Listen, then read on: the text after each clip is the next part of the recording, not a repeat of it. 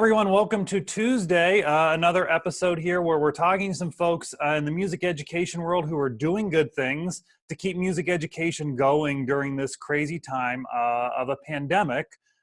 Who knew that we would be talking about how to do music education from our homes? So joining me today is Tina Bennett. She teaches vocal music in the Clarion-Limestone Area School District, and she is also the current president of the Pennsylvania Music Educators Association. Tina, thanks for joining us. Thank you, Mark. I appreciate it, and welcome everyone. Thank you for being here with us today. So let's start with what you're doing locally. I mean, the job that you've been doing for a number of years, you're teaching vocal music. Yes. What is that like now? A complete change? We were just talking a little bit earlier. You left school on that Friday afternoon. You haven't been back, neither of the students. What is this like for you now? What are your days like? Well, first, the whole realization that we were not going back was a whole mourning situation. Like, we had to mourn the loss of our concerts. I mean, some of the stages are set and ready. My concert was 3 days away. I had a concert the next week. We were prepped and ready to go. The kids were ready. It was just this whole thought process of not doing what we do, and not getting up, not planning, that is something we really had to wrap our brains around. And you have to almost put that to rest. You know, your normal, usual planning and the dates and the concerts and the logistics of it all had to go away. And you had to put that to rest first. Once you got your brain wrapped around it, was like, okay, now how do I make something productive, lemonades out of lemon, in this situation? So I started with simple, because I have period one for me is 87 eighth graders. 45 of them are boys. So, you can't just say, here, let's do paperwork, so you have to start simple. So for me, I knew the kids were mourning the loss of their school year, their athletics, their camaraderie, all of this. So the first week was all listening, YouTube videos, etc., and it was songs of hope. So I did different themes every day, or a feature Friday artist, and my first week artist was Michael Jackson, from the Jackson 5 and all the way up through, just something that was uplifting. So I really tried to do, like, I did a Broadway day with just some Broadway things, and then some classical stuff that was a little more contemporary, anything that was unique and different that the kids maybe would not come across normally.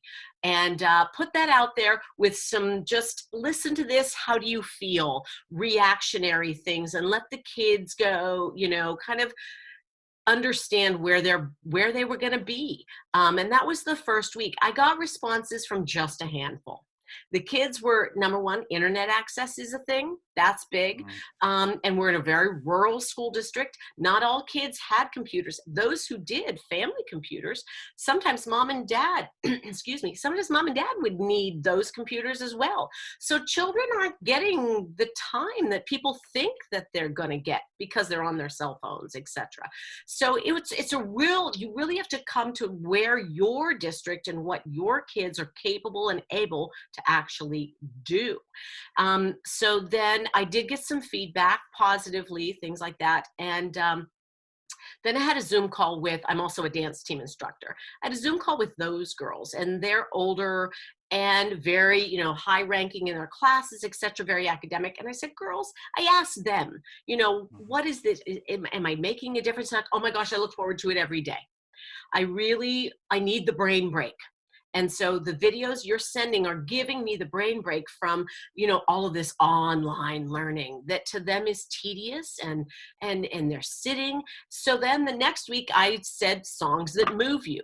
And I literally wanted them to get up and move. So dance songs, classical, tap dancing, different things like that. Not that I can tap dance, but it was just stuff to tap your toes to, move around. If you want to walk, if you want to work out, if you want to just stand. And I kind of developed from there, that week, at different things at different times. But moving now, and as we go on, then I moved into videotaping some things, songs that the kids have sung. Like I said, we had a concert. So I just played and sang along so they could sing. Okay, guys, now that we're used to this getting up, getting online, you have to get a schedule going and how your life is going to play out. We got up, singing. So every Tuesday and Thursday, we sing together. And sometimes it's just a simple like country song, like John Denver's Country Roads. Here, get up and sing along, And other days it will be parts and things, something a little more challenging, a little more classical, that they can just sing along with you, because you've got to keep things going. Transitioning past that, now we're trying to go into learning something new and different. But up until probably the first 4 weeks, it was, like I said, songs of comfort, songs that move you, teaching them something new, genres that they might have not looked at before, songs from around the world. And so I just try to get creative and let them do some listening and not necessarily work, and busy work. And then now getting them moving physically, because music is physical. Vocal music is physical. And now singing, responding back and forth. Have I tried the virtual choir? No, I have not. Technology-wise, I'm a little afraid of it. I have participated in one as a toe in the water. The students are interested. I may give it a try. We'll see how that goes. Right. So let me go back to a point you made earlier about this brain break. I mean, these kids are being asked to do a lot, just as educators are. We're in a whole new world. And I just love that point of how what you're doing is kind of this brain break for them, because we've talked for decades about how music class might be that hook that engages a kid to come to school. And then they get that other stuff, the math and English that of course they need. I just love this idea now that it's an oasis in a sense of this craziness, that they can still come to you and there is some consistency, and it is that great brain break and they're getting something out of it. Yes, I have a poster in my room that talks about coming into my classroom. It's your classroom. We create together here. But the very last line of this whole saying posted on my wall says, "This is your music classroom.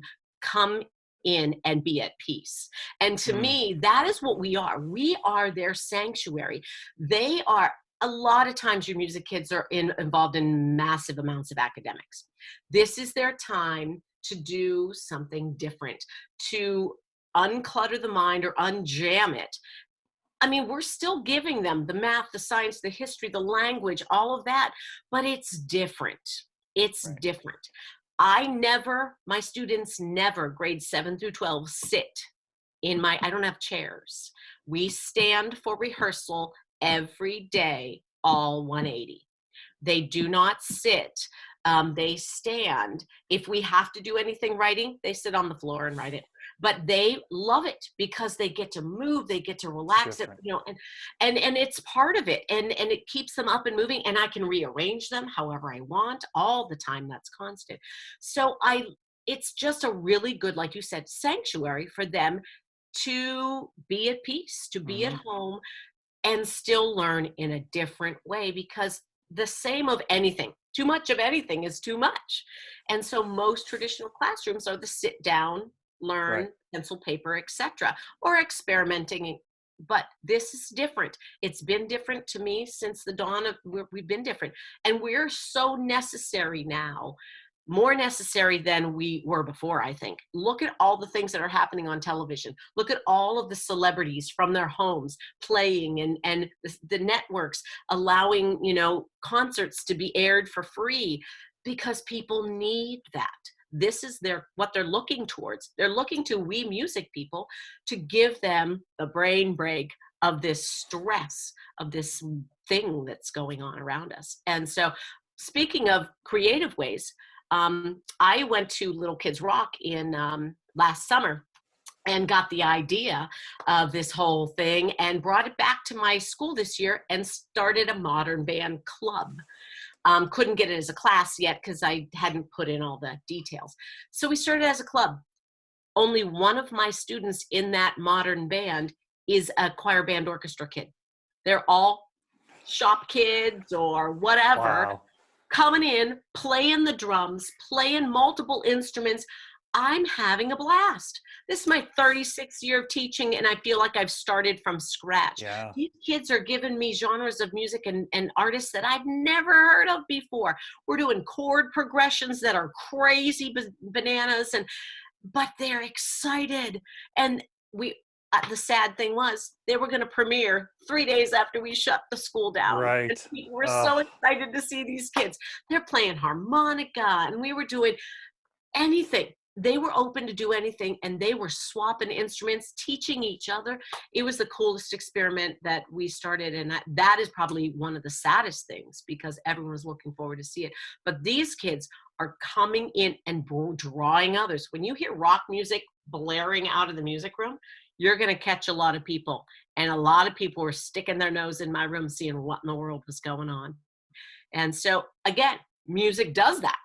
That's what it's capable of. And that's just the beginning, ukulele classes, etc. And this is the part we're missing. So being online, teachers are being creative, playing instruments out of pots and pans and Right. the things that are online, the webinars and the things that you see now are so creative. It's a Band-Aid. It's not what we want, but we're going to do it because that's what teachers do. Yeah, it speaks to, I think, what music educators always do. They find a way to solve the problem. And I've always said sometimes to a fault they do that, but I mean, it's certainly helping in this situation. So speaking of that, you're working with music teachers all the time, so here you are, you're trying to just make it work within your school district, but then you take it up a level, serving as the president of PMEA. So PMEA has also reacted to all of this to help educators as well. What is the organization doing to help the teachers in the field? Absolutely. So when things all hit, immediately PMEA jumped into action. We had to shut down our conference, which is a huge, professional development conference. So we reached out to those presenters, and a lot of them are helping with a webinar series we've created called PMEA Cares, Together We Teach, which actually tonight is one of the webinars is at 7:00 tonight. And we have some of the presenters are coming on for different things. Some of them are doing and just presenting what they would have presented, Right. Out in the conference.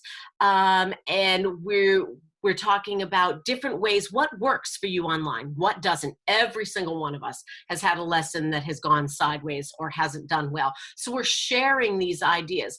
And we have 30, 40, 50 music educators on these webinars from across the state, sharing the good and the bad. We're taking notes like crazy, coming back the next week and sharing what's going well. Or, use this website. You don't understand Google Classroom, and this is what you can do. Last week, we had our technology specialist just break down Google Classroom as to how you can make it work for you, from adding links and uploading, lyric sheets and different things like that for kids to sing along, how to download a video. Because again, I'm a 36-year veteran teacher. The internet didn't exist when I started teaching. So this for me not only is a learning curve for that, and a lot of teachers out there, if you are very hands-on, as I am, this video stuff is tough. Right. How do you make it work? We've got elementary teachers who have brought one instrument of everything to their room at home, and they're playing everything under the sun with these kids. Virtual lessons are going on and sectionals. They really are doing such a great thing. And that's what we're finding out with these webinars. Sometimes they're a big sharing thing where everyone's just sharing their ideas, websites, things that have worked and have not worked. That's very helpful too. And then we have presenters sometimes that are saying, okay, let's look at this component, and they're sharing it across the state. That's been so valuable. We also, on our website, if you just need to get new ideas for your online teaching, you can go to the website, click on this a banner, and there underneath is a whole compilation of links for everything from elementary pre-K all the way up through band and chorus and orchestra. cleaning, sanitizing instruments, all Mhm. of these different things are there, put together by our TTRR chair, Paul Fox. And he updates it almost daily. And the stuff is there, and you can go and pull links off of it very quickly. And we're just really trying to help keep music going, because our fear is, music is always, you never know what people's, presumptions and attitudes towards it will be. But music education now more than ever is vital for these children. Absolutely. So we'll link to those. We'll put the link to those Wonderful. things that are on the resource page on the website, as well as the webinars. And your point is absolutely valid. I mean, music is more important than ever. And I think that because we're living in this electronic age, so much of that is being archived now, and it's going to help that case, if the case needs to be made in any situation of why is music important. I think music teachers are proving that now. Students are proving that and what they're getting out of it. And then that will only help us make the case. Tina, thank you so much for taking some time out to join us today. We appreciate what you're doing. We appreciate what PMEA is doing. Thank you, Mark. So you can join us again on Thursday. We will be speaking with Lynn Tuttle from the National Association for Music Education. She handles their public policy and advocacy work. And so we're going to be taking kind of a look at what's happening on the national stage. What are the national trends, and what policy implications does everything this pandemic have to do with education, and specifically music education? We'll see you on Thursday.